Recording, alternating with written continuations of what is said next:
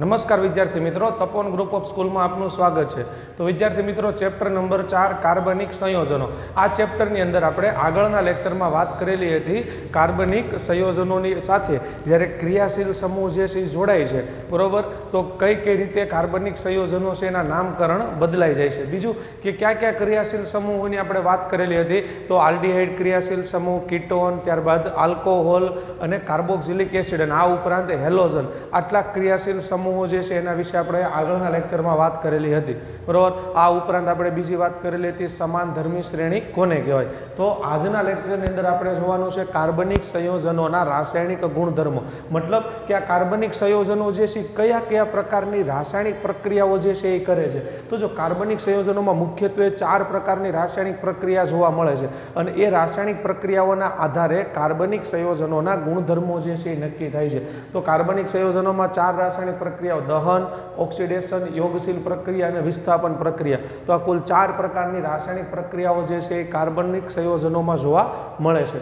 તો હવે આપણે આ એક જે રાસાયણિક પ્રક્રિયાઓ જે છે એના વિશે જોઈશું। તેમાં સૌથી પહેલાં આપણે વાત કરીશું દહનની। દહન કોને કહેવાય? તો દહન એક એવી પ્રક્રિયા છે કે જેમાં પદાર્થને હવા અથવા તો ઓક્સિજનની હાજરીમાં ગરમ કરવામાં આવે। દહન કરવું એટલે સળગાવવું।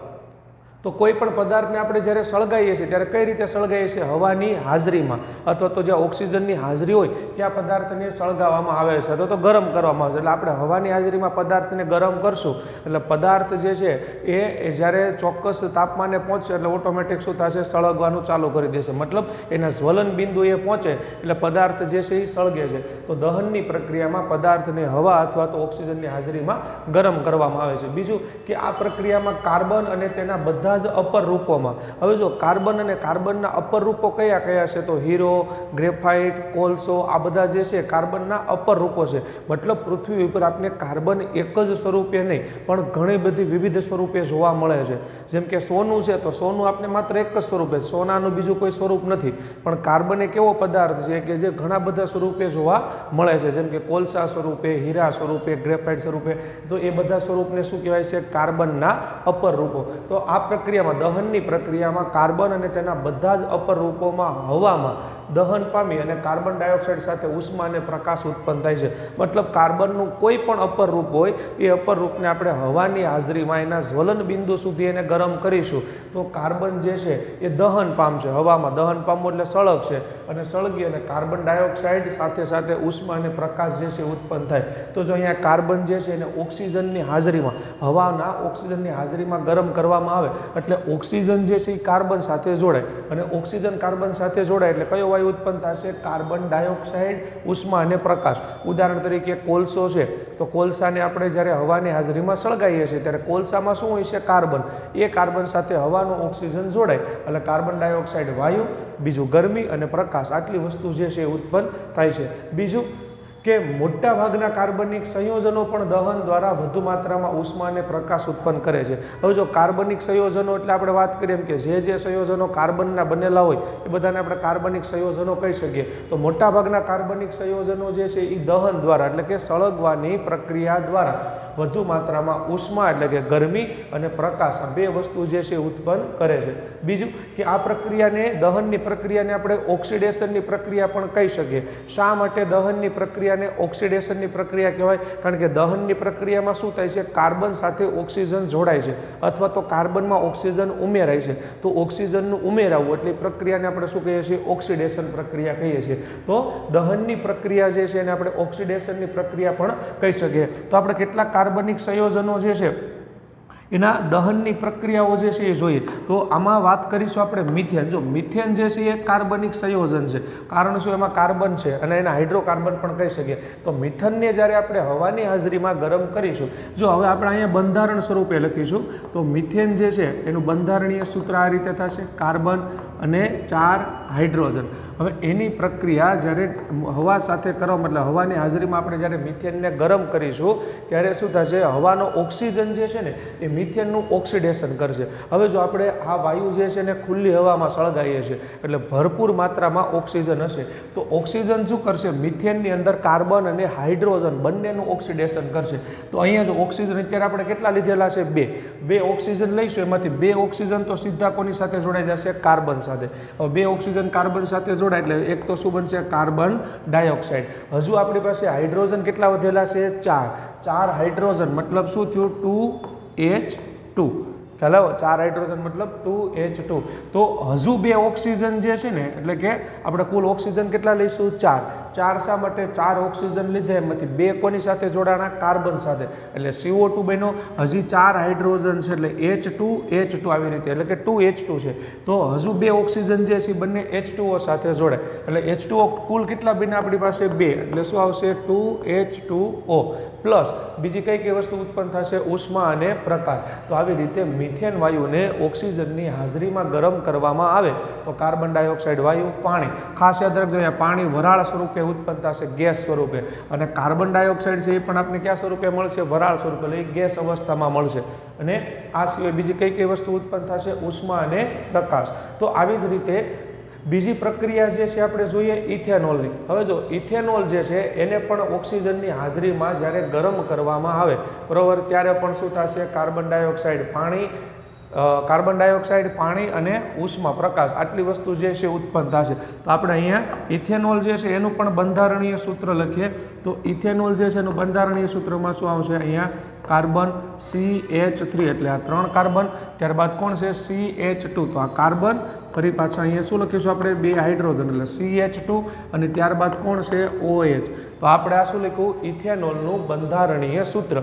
ઇથેનોલ જે છે એનું નામકરણ કેમ ઇથેનોલ છે? જો આમાં OH પ્રત્યે લાગેલો છે. OH ક્રિયાશીલ સમૂહ. OH ક્રિયાશીલ સમૂહ એટલે કયો થયો? આલ્કોહોલ. તો જો કોઈ હાઇડ્રોકાર્બનમાંથી હાઇડ્રોજન દૂર થઈને આલ્કોહોલ ક્રિયાશીલ સમૂહ લાગે તો નામ જે છે નામની પાછળ શું લગાડવાનું? ઓલ. તો ઇથેન પ્લસ ઓલ એટલે આનું નામકરણ શું થશે? ઇથેનોલ. હવે ઇથેનોલને આપણે હવાની હાજરીમાં એને શું કરીએ છીએ? ગરમ કરીએ છીએ.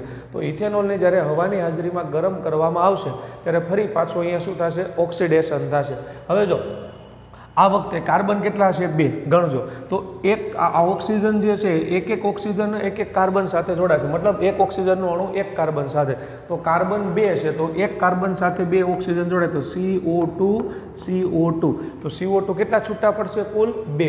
તો સૌથી પહેલાં તો આપણે શું લખી નાખશું? અહીંયા 2CO2. પણ 2 CO2 છૂટા પાડવા માટે આપણે ઓક્સિજન કેટલા જોઈશે? 4. આપણે લીધા છે કેટલા? 2.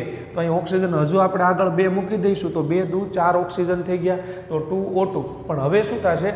આપણે આ પ્રક્રિયા જે છે એને વધુ હવાની હાજરીમાં ગરમ કરીએ છીએ એટલે હવાની અંદર ભરપૂર માત્રામાં શું હશે?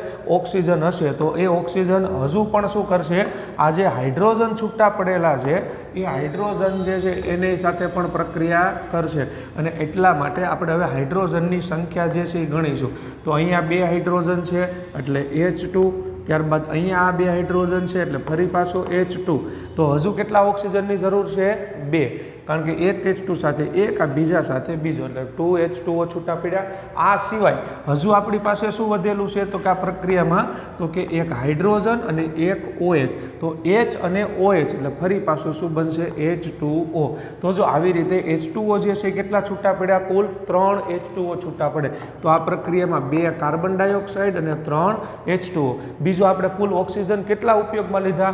તો એક અહીંયા 2 કાર્બન ડાયોક્સાઇડ સાથે 2 અહીંયા અને 2 અહીંયા 4, પછી 5 અને 6. તો 6 ઓક્સિજન છે એટલે આપણે શું લખીશું? 3O2 એટલે 3 દુને 6 ઓક્સિજન. તો અહીંયા જો ઇથેનોલને ઓક્સિજનની હાજરીમાં ગરમ કરવામાં આવે તો કાર્બન ડાયોક્સાઇડ, પાણી, આ સિવાય ઉષ્મા અને પ્રકાશ જે છે ઉત્પન્ન થાય છે. આગળ સામાન્ય રીતે સંતૃપ્ત હાઇડ્રોકાર્બન જે છે દહન દરમિયાન કાળા ધુમાડા રહિત જ્યોત આપે છે. શા માટે? સંતૃપ્ત હાઇડ્રોકાર્બન જે છે એને જ્યારે સળગાવવામાં આવે છે ત્યારે વધુ માત્રામાં ઓક્સિજન એની સાથે ઓક્સિજન જોડાય છે પણ બીજા તત્વો જે છે જોડાતા નથી. એટલે સંતૃપ્ત હાઇડ્રોકાર્બન જે છે જેમ કે મિથેન, ઇથેન, પ્રોપેન આ બધા જે છે ધુમાડા રહિત જ્યોત આપે છે અને અસંતૃપ્ત હાઇડ્રોકાર્બન જે છે ખૂબ જ કાળા ધુમાડા સાથે પીળી જ્યોતથી સળગે છે. આગળ હવે નેક્સ્ટ પ્રશ્ન, કોલસા અને પેટ્રોલિયમનું નિર્માણ કે કોલસો અને પેટ્રોલિયમ જે છે પૃથ્વીમાં કઈ રીતે નિર્માણ પામેલો છે? તો જો કોલસા અને પેટ્રોલિયમનું નિર્માણ શેનાથી થયેલું છે? જૈવભાર. હવે જૈવભારનો મતલબ શું થશે? જૈવ એટલે શું થશે? સજીવ. તો જૈવભાર મતલબ શું થશે? સજીવોના અવશેષ. તો કોલસા અને પેટ્રોલિયમ જે છે એનું નિર્માણ કેમાંથી થયું છે? સજીવોના અવશેષોમાંથી. તો જો પૃથ્વી ઉપર 2 પ્રકારના સજીવો છે, એક વનસ્પતિ અને એક પ્રાણી. બરાબર, બે પ્રકારના સજીવો જે છે પૃથ્વી ઉપર અસ્તિત્વ ધરાવે છે, વનસ્પતિ અને પ્રાણી. તો આ પેટ્રોલિયમ જે છે વનસ્પતિ અને પ્રાણી આ બંનેના અવશેષોમાંથી થયેલું છે. બીજું કે પેટ્રોલિયમ બનવા માટે જુદી જુદી જૈવિક અને ભૂગર્ભીય પ્રક્રિયાઓ. ભૂગર્ભીય પ્રક્રિયાઓ એટલે કઈ થશે? પૃથ્વીના પેટાળમાં થતી પ્રક્રિયાઓ, એને શું કહેવામાં આવે છે? ભૂગર્ભીય પ્રક્રિયાઓ કહેવામાં આવે છે. અને જૈવિક પ્રક્રિયા મતલબ બેક્ટેરિયા જે છે એનું વિઘટન કરે છે. એટલે જૈવિક અને ભૂગર્ભીય પ્રક્રિયાઓના આધારે પેટ્રોલિયમ જે છે એનું નિર્માણ થાય છે. તો કઈ રીતે થાય છે? જો હવે કોલસો જે છે એ સામાન્ય રીતે શામાંથી બને છે? તો કોલસાનું નિર્માણ વૃક્ષો અને ત્રિઅંગી વનસ્પતિઓ. ત્રિઅંગી વનસ્પતિ એટલે એવી વનસ્પતિ કે જે મૂળ, પ્રકાંડ અને પર્ણ ધરાવતી હોય પણ એમાં પુષ્પ ના હોય, તો એ વનસ્પતિ ત્રિઅંગી વનસ્પતિ. અને મોટા વૃક્ષો જે છે એ લાખો વર્ષો પહેલાં જીવિત હતા. હવે એ જે વૃક્ષો હતા એ વૃક્ષો અને વનસ્પતિ જે છે જ્વાળામુખી ફાટવાથી અથવા તો અન્ય કોઈ કુદરતી ઘટનાઓથી શું થયું? એ વનસ્પતિ અને વૃક્ષો જે છે એ જમીનમાં દટાઈ ગયા. મતલબ એ જીવંત જે વનસ્પતિઓ અને વૃક્ષો હતા એ જમીનમાં દટાઈ ગયા. હવે જમીનમાં દટાઈ ગયા બાદ ધીમે ધીમે એનું વિઘટન થયું. હવે જો જમીનમાં ઊંડે સુધી દટાવાના કારણે ઓક્સિજન પૂરતી માત્રામાં મળતો નથી, તો આ વૃક્ષો અને વનસ્પતિ જે છે એનું ઓક્સિજનની ગેરહાજરીમાં ધીમે ધીમે શું થાય છે? વિઘટન થાય છે. અને વિઘટન થવા તેનું રૂપાંતર કેમાં થાય છે? કોલસામાં થાય છે. એટલા માટે હું કહી શકું કે કોલસો જે છે વૃક્ષો અને ત્રિઅંગી વનસ્પતિના અવશેષ છે.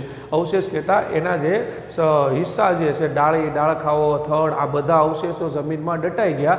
એ દટાઈ ગયા બાદ લાખો વર્ષોની પ્રક્રિયાના અંતે કોલસાનું નિર્માણ થાય છે. એવી જ રીતે તેલ મતલબ પેટ્રોલિયમ, બરાબર, ખનિજ તેલ જેને આપણે કહીએ. અને વાયુ મતલબ કુદરતી ગેસ, જેમ કે LPG, CNG, PNG, આ બધા જે છે એને શું કહીશું? વાયુ. તો પેટ્રોલિયમ અને કુદરતી વાયુ જે છે એ લાખો વર્ષો જૂના સમુદ્રી છોડ તથા સજીવોના અવશેષ છે. મતલબ આ પેટ્રોલિયમ જે છે લાખો વર્ષો પહેલાં દરિયાની અંદર જે દરિયાઈ વનસ્પતિ હતી, દરિયાઈ સજીવો હતા, બરાબર, આ સજીવો મૃત્યુ પામતા જાય એમ એના શરીરના અવશેષો બધા ક્યાં જમા થતા જાય? દરિયાના તળિયે. હવે દરિયાના તળિયે એના શરીર ઉપર શું લાગુ પડતું જાય છે? ધીમે ધીમે કાદવ જે છે, કાદવનો થર જમા પડતો જાય છે. હવે અહીંયા તમે જો કે આ જે સજીવો છે શરૂઆતમાં દરિયાનું તળિયું જે છે એ નીચે હતું, ઊંડું હતું. તો આ સજીવો મૃત્યુ પામી અને દરિયાના તળિયેના શરીરો જે છે એ જમા થાય, એના ઉપર જો કાદવના થર લાગતા જાય તો ધીમે ધીમે આ કાદવના થર જે છે એ વધતા જાય, જેના લીધે શું થાય છે કે આ સજીવોનું શરીર જે છે એ વિઘટન પામવાનું ચાલુ થાય છે, બરાબર. તો સજીવોના શરીરનું વિઘટન થવાના કારણે એનું રૂપાંતર છેલ્લે કેમાં થાય છે? પેટ્રોલિયમમાં રૂપાંતર થાય છે. અને આ પેટ્રોલિયમ જે છે ત્યારબાદ જમીનમાંથી ડ્રિલિંગ કરીને કાઢવામાં આવે છે, બરાબર. તો આ જે સજીવોના મૃત અવશેષો છે એ મૃત અવશેષો ઉપર બેક્ટેરિયાનું આક્રમણ થવાથી, બીજું કે વારંવાર માટીના થર લાગવાથી, ઊંચા દબાણથી સજીવોના શરીરનું રૂપાંતર કેમાં થાય છે? તેલ અથવા તો કુદરતી વાયુમાં રૂપાંતર થાય છે. તો આવી રીતે લાખો વર્ષો પહેલાં વનસ્પતિ જે છે એ જમીનમાં દટાવાથી કોલસાનું નિર્માણ થયું. અને બીજું કે પ્રાણીઓ જે છે એના અવશેષો જમીનમાં દટાવાથી એનું રૂપાંતર કેમાં થયેલું છે? પેટ્રોલિયમમાં થયેલું છે. આગળ વાત કરીએ હવે આપણે કાર્બનિક સંયોજનોની બીજી રાસાયણિક પ્રક્રિયા, ઓક્સિડેશન. તો ઓક્સિડેશન કોને કહેવાય અને ઓક્સિડેશન કરતા કોને કહેવાય એની વાત કરીએ તો પદાર્થમાં ઓક્સિજન ઉમેરાવાની પ્રક્રિયાને શું કહેવાય છે? ઓક્સિડેશન. મતલબ કોઈ પણ પદાર્થની અંદર ઓક્સિજન ઉમેરાય તો ઓક્સિજન ઉમેરાવાની પ્રક્રિયા, એટલે એને શું કહીશું? ઓક્સિડેશન. ઓક્સિડેશન કરતા કોને કહીશું? તો કે જે પદાર્થ અન્ય પદાર્થમાં ઓક્સિજન ઉમેરવા સક્ષમ હોય. મતલબ કોઈ એક પદાર્થ બીજા પદાર્થમાં ઓક્સિજન ઉમેરે છે તો એ પદાર્થ ને શું કહેવામાં આવે છે? ઓક્સિડેશન કરતા. ઉદાહરણ તરીકે જો potassium permanganate, acidic potassium dichromate, આ બંને પદાર્થો જે છે ઓક્સિડેશન કરતા છે, કારણ કે આ બંને શું કરી શકે છે? બીજા પદાર્થની અંદર ઓક્સિજન ઉમેરી શકે છે. તો જે પદાર્થ બીજા પદાર્થમાં ઓક્સિજન ઉમેરવાની ક્ષમતા ધરાવતો હોય એને શું કહેવાય છે? ઓક્સિડેશન કરતા. અને ઓક્સિડેશન કોને કહેવાય? કોઈ એક પદાર્થની અંદર ઓક્સિજન ઉમેરાય તો એ ઘટનાને આપણે શું કહીશું? ઓક્સિડેશનની પ્રક્રિયા કહીશું. તો હવે આપણે જોઈશું આલ્કોહોલનું ઓક્સિડેશન. હવે આલ્કોહોલ તો ખ્યાલ છે ક્રિયાશીલ સમૂહ છે. એ આલ્કોહોલ ક્રિયાશીલ સમૂહ જે છે એનું સૂત્ર શું છે? OH. મતલબ કોઈ એક હાઇડ્રોકાર્બનમાંથી હાઇડ્રોજન દૂર થઈને ત્યાં OH લાગી જાય તો આપણે એને શું કહીશું? આલ્કોહોલ. તો આવા જે આલ્કોહોલિક સંયોજનો છે એનું ઓક્સિડેશન કઈ રીતે થાય અને નિપજ કઈ મળે એની વાત કરીએ તો જો કાર્બનિક સંયોજનોનું દહન કરવામાં આવે તો એનું સરળતાથી ઓક્સિડેશન થઈ જાય છે અને એ પૂર્ણ ઓક્સિડેશન છે. એ સામાન્ય રીતે કેવું ઓક્સિડેશન છે? પૂર્ણ, મતલબ સંપૂર્ણ રીતે એમાંથી બધા જે પદાર્થો છે, કાર્બન, હાઇડ્રોજન, બધા સાથે ઓક્સિજન જોડાય છે. એટલે ઓક્સિડેશનને કેવું કહેવાય? પૂર્ણ ઓક્સિડેશન. હમણાં આપણે આગળ જોયું તો મિથેનનું ઓક્સિડેશન, કે એમાં કાર્બન સાથે ઓક્સિજન જોડાઈ જાય, હાઇડ્રોજન સાથે ઓક્સિજન જોડાઈ જાય અને બધી પ્રોડક્ટ છૂટી પડી જાય. તો એને કેવું કહેવામાં આવે છે? પૂર્ણ ઓક્સિડેશન કહેવાય. હવે આગળ આપણે અહીંયા આલ્કોહોલનું ઓક્સિડેશન જે છે રાસાયણિક રીતે કરવાનું છે. તો આલ્કોહોલનું ઓક્સિડેશન આલ્કલાઇન એટલે કે બેઝિક પોટેશિયમ પરમેંગેનેટ અથવા તો એસિડિક પોટેશિયમ ડાયક્રોમેટ વડે કરવામાં આવે તો આલ્કોહોલ જે છે એનું રૂપાંતર કેમાં થઈ જાય છે? કાર્બોક્સિલિક એસિડમાં રૂપાંતર થાય છે. હવે જો કાર્બોક્સિલિક એસિડ મતલબ શું આવશે? COOH.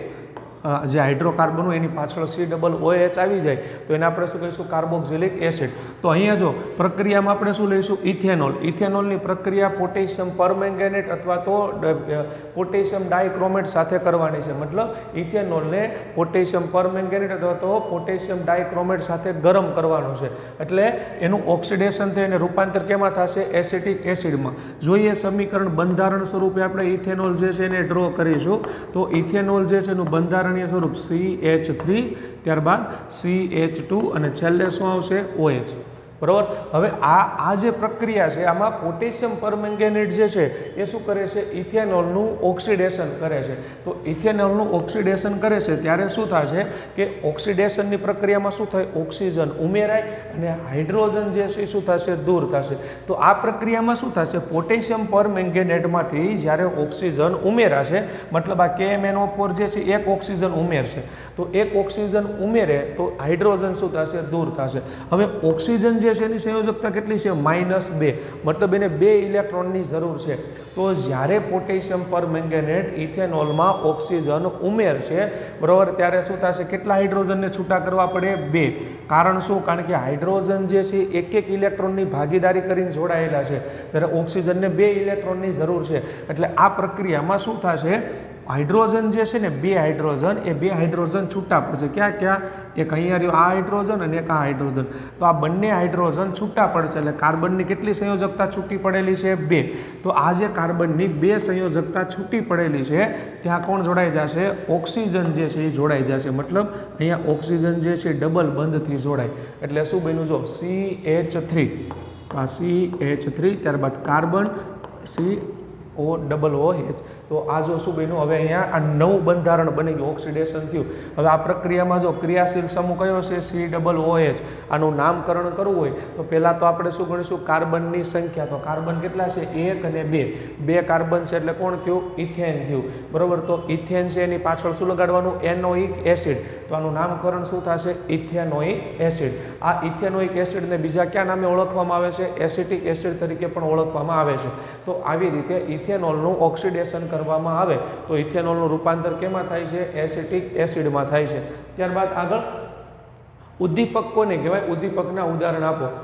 તો એવો પદાર્થ કે જે પ્રક્રિયાને અસર પહોંચાડ્યા વગર પ્રક્રિયાને જુદા જુદા દરથી આગળ વધારે એ પદાર્થને શું કહેવાય છે? ઉદ્દીપક કહેવામાં આવે છે. મતલબ કોઈ રાસાયણિક પ્રક્રિયા છે, એ રાસાયણિક પ્રક્રિયાની ઝડપ વધારવા માટે આપણે જે પદાર્થનો ઉપયોગ કરીએ છીએ એ પદાર્થને શું કહેવાય? ઉદ્દીપક. સામાન્ય રીતે ઉદ્દીપક જે છે ને એ રાસાયણિક પ્રક્રિયામાં કોઈ પણ પ્રકારનો ભાગ લેતો નથી. એની હાજરીથી માત્ર શું થાય છે? કોઈ પણ રાસાયણિક પ્રક્રિયા છે એનો વેગ વધે છે. તો સામાન્ય રીતે રાસાયણિક પ્રક્રિયાઓનો વેગ વધારવા માટે જે પદાર્થોનો ઉપયોગ કરવામાં આવે એ દરેક પદાર્થોને શું કહીશું આપણે? ઉદ્દીપક. બીજું કે ઉદ્દીપક પ્રક્રિયામાં ભાગ લેતો નથી. તો સામાન્ય રીતે ઉદ્દીપક તરીકે કોનો ઉપયોગ કરવામાં આવે છે? નિકલ, પેલેડિયમ અને લોખંડ જેવી ધાતુઓનો ઉપયોગ કરવામાં આવે છે. ખાસ યાદ રાખવું કે આ ઉદ્દીપક જે છે એ માત્ર પ્રક્રિયાનો વેગ વધારે છે, પ્રક્રિયામાં ભાગ લેતા નથી. હવે આપણે આગળનો કાર્બનિક સંયોજનોનો ગુણધર્મો જોઈએ. યોગશીલ પ્રક્રિયા. તો યોગશીલ પ્રક્રિયા કોની કહેવાય તે સમજાવો. તો જે રાસાયણિક પ્રક્રિયા દરમિયાન કાર્બનિક સંયોજનમાં બીજો અણુ ઉમેરાવાથી, જે રાસાયણિક પ્રક્રિયા દરમિયાન કાર્બનિક સંયોજનમાં બીજો અણુ ઉમેરાવાથી નવું કાર્બનિક સંયોજન બને એને શું કહેવાય છે? યોગશીલ પ્રક્રિયા. અથવા તો બીજું શું કહીશું? જે રાસાયણિક પ્રક્રિયા દરમિયાન અસંતૃપ્ત હાઇડ્રોકાર્બનમાં દ્વિબંધમાંથી એક બંધ તૂટી જાય, બરોબર, તો એ પ્રક્રિયાને શું કહીશું આપણે? યોગશીલ પ્રક્રિયા કહીશું. તો યોગશીલ પ્રક્રિયામાં સામાન્ય રીતે થાય છે શું? જો કાર્બન કાર્બન વચ્ચે દ્વિબંધ કે ત્રિબંધ હોય તો એ દ્વિબંધ કે ત્રિબંધ તૂટી અને એની જગ્યાએ શું થાય છે? સિંગલ બંધમાં રૂપાંતર થઈ જાય, મતલબ અસંતૃપ્તમાંથી સંતૃપ્તમાં રૂપાંતર થાય, તો એને આપણે શું કહીશું? યોગશીલ પ્રક્રિયા કહીશું. તો યોગશીલ પ્રક્રિયામાં શું થાય છે? રાસાયણિક પ્રક્રિયા દરમિયાન કોઈ એક કાર્બનિક સંયોજન છે, એ કાર્બનિક સંયોજનમાં બીજો અણુ, નવો અણુ ઉમેરાય અને નવો અણુ ઉમેરવાથી નવો કાર્બનિક સંયોજન બને છે, એને શું કહેવાય છે? યોગશીલ પ્રક્રિયા. તો આ પ્રક્રિયામાં અસંતૃપ્ત હાઇડ્રોકાર્બનનું રૂપાંતર કેમાં થઈ જાય છે? સંતૃપ્ત હાઇડ્રોકાર્બનમાં. અને અસંતૃપ્ત હાઇડ્રોકાર્બનનું સંતૃપ્ત હાઇડ્રોકાર્બનમાં રૂપાંતર કરવા માટે જે પ્રક્રિયા કરવામાં આવે છે એ પ્રક્રિયામાં પેલેડિયમ અથવા તો નિકલ ઉદ્દીપકની હાજરીમાં કરવામાં આવે છે, જેનાથી પ્રક્રિયાનો વેગ વધે છે. તો અહીંયા આપણે જોઈએ કોઈ એક અસંતૃપ્ત હાઇડ્રોકાર્બન, દાખલા તરીકે કાર્બન કાર્બન વચ્ચે ડબલ બંધ છે, કાર્બનની સંયોજકતા કુલ કેટલી હોય છે? 4. તો અહીંયા આપણે કોને જોડીએ છીએ? હાઇડ્રોજન. અહીંયા R બરાબર તમે હાઇડ્રોજન લઈ શકો. તો અહીંયા કાર્બન 2 છે, બરાબર. તો આને શું કહીશું આપણે? ઇથિન. 2 કાર્બન છે એટલે ઇથિન શા માટે? આલ્કિન શ્રેણીનો સભ્ય છે. જો સિંગલ બંધ હોય તો ઇથેન કહેત, ટ્રિપલ બંધ હોત તો આપણે શું કહેત? ઇથાઇન. પણ અહીંયા ડબલ બંધ છે એટલે ઇન પ્રત્યે લાગે, તો ઇથ પ્લસ ઇન એટલે આને શું કહીશું આપણે? ઇથિન. તો આ જે ઇથિન છે એની પ્રક્રિયા જે છે કોની સાથે કરવાની છે? નિકલ ઉદ્દીપકની હાજરીમાં. તો આનું આપણે શું કરવાનું છે? રિડક્શન કરવાનું છે. રિડક્શન કરવું એટલે કે આમાં હાઇડ્રોજન ઉમેરીશું. તો જો આ રાસાયણિક પ્રક્રિયામાં આપણે કાર્બનિક આ સંયોજન છે, આ કાર્બનિક સંયોજનમાં આપણે નવો અણુ જે છે ઉમેરીએ છીએ અને નવા અણુ તરીકે આપણે કોને ઉમેરીએ છીએ? હાઇડ્રોજનને. હવે જો આ અસંતૃપ્ત હાઇડ્રોકાર્બન છે, અસંતૃપ્ત મતલબ આ કાર્બન સાથે 4 જ હાઇડ્રોજન 2 કાર્બન સાથે જોડાયેલા છે, તો આ કાર્બનના 2 પરમાણુ છે એની સાથે કોઈ તત્વનો પરમાણુ જોડાયેલો ન હતો, એટલા માટે બંનેએ શું કર્યું? પોતાના એક ઇલેક્ટ્રોનની ભાગીદારી કરી નાખી. બંનેએ શું કરેલું છે? પોતાના એક ઇલેક્ટ્રોનની ભાગીદારી કરી એટલે એક નવો દ્વિબંધ બનેલો છે. તો જ્યારે હાઇડ્રોજન આવશે ને એટલે કાર્બન શું કરશે? આ જે દ્વિબંધ છે ને એમાંથી એક બંધને તોડી નાખશે. તો એક બંધને તોડે એટલે જો કાર્બનની સંયોજકતા પહેલાં આ રીતે હતું, બરાબર. તો ડબલ બંધ હતો, તો કાર્બન શું કરશે? એક બંધ જે છે ને એ તોડી નાખે છે. એટલે એક બંધ તોડવાથી શું થશે? કેટલા ઇલેક્ટ્રોન છૂટા પડશે? 2. તો અહીંયા જો આ કાર્બન કાર્બન વચ્ચે આ જે 2 બંધ છે એ 2 બંધમાંથી એક બંધ તૂટી જાય છે, બરાબર. અને એક બંધ તૂટવાના લીધે 2 ઇલેક્ટ્રોન જે છે એ છૂટા પડે છે. તો અહીંયા 2 ઇલેક્ટ્રોન છૂટા પડે, એક આ કાર્બનનો અને એક આ કાર્બનનો. તો બંને જગ્યાએ કોણ જોડાઈ જશે? હાઇડ્રોજન. તો જો કાર્બન કાર્બન વચ્ચે 2 બંધ હતા, 2 બંધમાંથી સિંગલ બંધ થઈ ગયો. આ અસંતૃપ્ત હાઇડ્રોકાર્બન હતો, આ શું થઈ ગયો? સંતૃપ્ત. તો અહીંયા શું થયું? બંધ તૂટવાની પ્રક્રિયા થઈ. કઈ રીતે? પહેલા ડબલ બંધ હતો, નિકલ ઉદ્દીપકની હાજરીમાં આપણે પ્રક્રિયા કરી, ડબલ બંધ તૂટ્યો, એક બંધ તૂટે એટલે 2 ઇલેક્ટ્રોન છૂટા પડે. તો એક આ કાર્બનનો ઇલેક્ટ્રોન અહીંયા છૂટો પડ્યો, એક આ કાર્બનનો ઇલેક્ટ્રોન છૂટો પડ્યો, એની સાથે હાઇડ્રોજન જોડાઈ ગયો એટલે જો નવું સંયોજન બની ગયું. ઇથિન હતું, હવે એ ઇથિનમાંથી શું બની ગયો? ઇથેન બની ગયો. તો આ જે પ્રક્રિયા છે આ પ્રક્રિયાને આપણે કેવી પ્રક્રિયા કહીશું? યોગશીલ પ્રક્રિયા કહીશું. બીજું કે આ પ્રક્રિયાનો ઉપયોગ સામાન્ય રીતે ક્યાં કરવામાં આવે છે? યોગશીલ પ્રક્રિયાનો તો કે સામાન્ય રીતે વનસ્પતિ તેલના હાઇડ્રોજનેશનમાં. વનસ્પતિ તેલનું હાઇડ્રોજનેશન એટલે કે વનસ્પતિ તેલ જે છે એમાં હાઇડ્રોજન ઉમેરી અને વનસ્પતિ ઘી બનાવવા માટે, મતલબ આપણે જે વેજીટેબલ ઘી કહીએ છીએ એ વેજીટેબલ ઘી બનાવવા માટે આ પ્રક્રિયા જે છે એનો ઉપયોગ કરવામાં આવે છે. બીજું કે વનસ્પતિ તેલ જે છે એમાં અસંતૃપ્ત એ લાંબી અસંતૃપ્ત કાર્બન શૃંખલા ધરાવે છે, મતલબ વનસ્પતિનું જે તેલ આપણે કહીએ ને એ તેલની અંદર અસંતૃપ્ત હાઇડ્રોકાર્બનની શૃંખલા હોય છે. જ્યારે પ્રાણીજ ચરબી મતલબ કોઈ પ્રાણીની જે ચરબી હોય એ ચરબીમાં કેવો હોય છે? સંતૃપ્ત હાઇડ્રોકાર્બન હોય. એટલા માટે વનસ્પતિ તેલ જે છે એ પ્રાણીજ ચરબી કરતાં વધુ સ્વાસ્થ્યવર્ધક છે. શા માટે? કારણ કે વનસ્પતિ તેલમાં અસંતૃપ્ત હાઇડ્રોકાર્બન છે. તો આપણું શરીરના જે અણુઓ છે, આપણું શરીર જે છે એના પાચક દ્રવ્યો છે એનું આસાનીથી વિઘટન કરી શકે. પણ જો કોઈ વ્યક્તિ માંસાહાર હોય, એ માંસ ખાતો હશે તો માંસની અંદર કેવો હશે? સંતૃપ્ત હાઇડ્રોકાર્બન હોય. સંતૃપ્ત હાઇડ્રોકાર્બનને સામાન્ય રીતે તોડી શકાતો નથી, તો એ આપણા શરીરની અંદર શું થાય છે? જમા થાય છે. અસંતૃપ્ત આ જે અસંતૃપ્ત હાઇડ્રોકાર્બન જે છે એ આપણા શરીરમાં જમા થાય છે ચરબી સ્વરૂપે, જે આગળ જતાં આપણે શું કરે છે? નુકસાન કરે છે. એટલે પ્રાણીજ ચરબીમાં સંતૃપ્ત ફેટી એસિડ હોવાના કારણે પ્રાણીજ ચરબી એટલે કે માંસાહાર જે છે એ સ્વાસ્થ્ય સ્વાસ્થ્ય માટે નુકસાનકારક છે, પણ સંતૃપ્ત ફેટી એસિડ વાળું જો તેલ લેવામાં આવે, એ તેલમાં ખોરાક બનાવવામાં આવે તો એટલું નુકસાન નથી કરતું, કારણ કે એનું વિઘટન થઈ શકે છે. જ્યારે સંતૃપ્ત ફેટી એસિડનું વિઘટન થતું નથી, કારણ કે હાઇડ્રોજન અને કાર્બન જે છે એ બંને તૃપ્ત છે, નવા અણુને જોડવાની વૃત્તિ ધરાવતા જ નથી. એટલા માટે તો ખોરાક રાંધવા માટે હંમેશા અસંતૃપ્ત ફેટી એસિડ ધરાવતા તેલ જે છે એનો ઉપયોગ કરવો જોઈએ. આગળ નેક્સ્ટ જે છે કાર્બનિક સંયોજનની રાસાયણિક પ્રક્રિયા આવે છે, કઈ આવે છે? વિસ્થાપન પ્રક્રિયા. તો વિસ્થાપન પ્રક્રિયા કોને કહેવાય? કાર્બનિક સંયોજનના અણુમાં રહેલા પરમાણુ કે પરમાણુના સમૂહનું અન્ય પરમાણુ કે પરમાણુના સમૂહ વડે શું થાય છે? વિસ્થાપન કરવામાં આવે છે. જે પ્રક્રિયાને શું કહેવાય છે? વિસ્થાપનની પ્રક્રિયા. મતલબ કોઈ એક કાર્બનિક સંયોજનનો અણુ છે, એ અણુની અંદર જે અણુ કે પરમાણુ છે, એ પરમાણુનું બીજા કોઈ પરમાણુ વડે શું કરવામાં આવે છે? વિઘટન કરવામાં આવે, વિસ્થાપન કરવામાં આવે. તો એ પ્રક્રિયાને શું કહેવામાં આવે છે? વિસ્થાપન પ્રક્રિયા કહેવામાં આવે છે. બીજું કે સંતૃપ્ત હાઇડ્રોકાર્બન જે છે એ બિન પ્રતિક્રિયાત્મક હોય છે. મતલબ સંતૃપ્ત હાઇડ્રોકાર્બન કોઈ સાથે સામાન્ય રીતે પ્રક્રિયા કરતા નથી. એટલે સંતૃપ્ત હાઇડ્રોકાર્બનની મોટા ભાગની પ્રક્રિયાઓ જે છે કેવી હોય છે? નિષ્ક્રિય હોય છે. શા માટે મોટા ભાગની પ્રક્રિયાઓમાં એ નિષ્ક્રિય હોય છે? કારણ કે એમાં કાર્બન કાર્બન વચ્ચે સિંગલ બંધ હોય છે. મતલબ નવો અણુ એને જરૂર છે નહીં, કાર્બનની બધી સંયોજકતા છે એ સંતોષાયેલી હોય.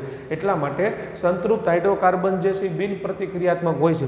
તેમ છતાં પણ અમુક સંતૃપ્ત હાઇડ્રોકાર્બન જે છે એ પ્રક્રિયા કરે છે. જેમ કે સૂર્યપ્રકાશની હાજરીમાં હાઇડ્રોકાર્બન સંયોજનોનું જ્યારે ક્લોરિનેશન કરવામાં આવે, ક્લોરિનેશન કરવું એટલે એમાં ક્લોરિન ઉમેરવું, તો ક્લોરિનેશનમાં શું કરવામાં આવે છે? ક્લોરિનનો પરમાણુ એક પછી એક હાઇડ્રોજનના પરમાણુનું વિસ્થાપન કરી અને એ હાઇડ્રોકાર્બનની શૃંખલામાં સરળતાથી દાખલ થઈ શકે.